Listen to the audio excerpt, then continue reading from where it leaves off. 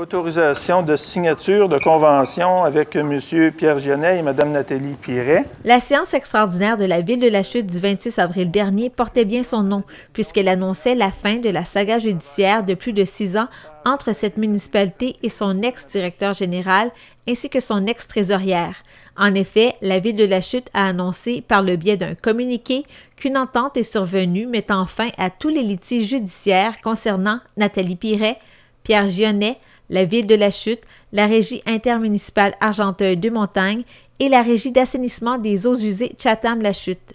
Rappelons que le 25 juin dernier, le tribunal administratif du travail avait jugé que les destitutions à l'encontre de Nathalie Piret et de Pierre Gionnet étaient sans cause juste et suffisante et que les décisions rendues par la Ville de la Chute, la RIADM et la RAEUCL devaient être annulées.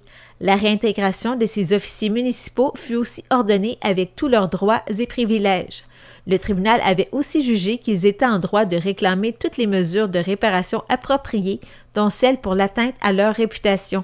Puis, le 15 décembre, la Cour supérieure du Québec a refusé de surseoir à l'ordonnance de réintégration émise par le tribunal administratif du travail en faveur de Nathalie Piret et de Pierre Gionnet. La Ville de la Chute, la RIADM et la RAEUCL ont donc décidé de prendre acte des décisions rendues en faveur de Nathalie Piret et de Pierre Gionnet, et après discussion, il a été convenu qu'il était au meilleur avantage de tous et chacun de s'entendre.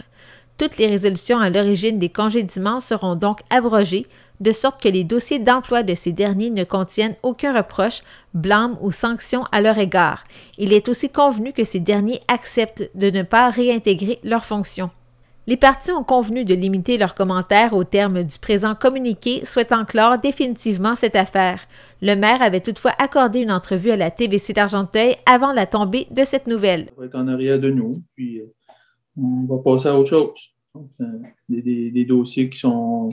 Il y a des dossiers qui sont... Regardez, qui se terminent de cette façon-là. Donc, c'était pas l'objectif, mais regardez, c'est comme ça que ça s'est passé. Donc, on met ça en arrière de nous et on va de l'avant. Du côté de Nathalie Piret et de Pierre Gionnet, ils tiennent à remercier toutes les personnes qui n'ont jamais douté de leur professionnalisme et de leur intégrité.